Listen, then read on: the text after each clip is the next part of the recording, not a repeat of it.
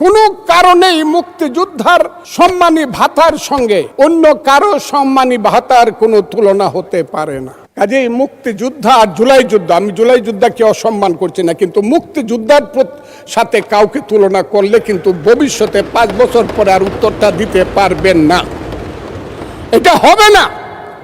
কাজেই আমি আজকে বলছি 1 টাকা হইলেও মুক্তিযোদ্ধার সম্মানী ভাতা বাড়াতে হবে, বেশি করতে হবে, না হলে উত্তর কোনোদিন দিতে পারবেন না। কিন্তু মুক্তিযুদ্ধ আমাদের জাতির শ্রেষ্ঠ অর্জন কি না, এই কথাটা আমি আমার এই পার্ট থেকে বুঝতে চাই। যারা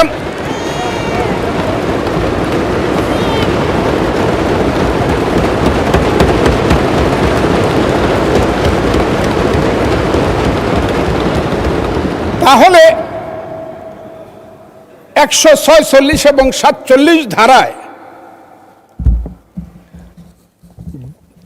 বা প্যারা, তাহলে 147 প্যারায় লেখা আছে, জনাব অর্থমন্ত্রী, সরকার মহান মুক্তিযুদ্ধের ইতিহাস সংরক্ষণ ও বীর মুক্তিযোদ্ধাদের কল্যাণে নিরলসভাবে কাজ করছে। ঠিক আছে, সাধারণ মুক্তিযোদ্ধাদের মাসিক সম্মানের 20,000 টাকা অপরিবর্তিত রাখার এবং খেতাবপ্রাপ্ত মুক্তিযোদ্ধা যেমন বীর শ্রেষ্ঠ, বীরুত্তম, বীর বিক্রম, বীর প্রতীকদের 5,000 টাকা বৃদ্ধি করছে।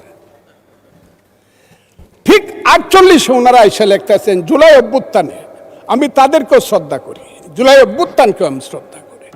জুলাই অভ্যুত্থানে শহীদ পরিবারের মাসিক ভাতা 20,000 টাকা, ঠিক আছে। এরপরে আবার লিখতেছে এসসি ও ওসি ক্যাটাগরিতে আহতদের যথাক্রমে 20,000, 15,000 এবং 10,000 টাকা। কোনো কারণেই, ওই যে আমি বলছি, যারা মুক্তিযুদ্ধকে শ্রেষ্ঠ মনে করেন, কোনো কারণেই মুক্তিযোদ্ধার সম্মানী ভাতার সঙ্গে অন্য কারো সম্মানী ভাতার কোনো তুলনা হতে পারে না। যদি হয় তাহলে এইটার জন্য আমাদেরকে এই কাজের জন্য আমাদেরকে এখন দিবেন না, 5 বছর পরে আমাদেরকে খেসারত দিতে হবে।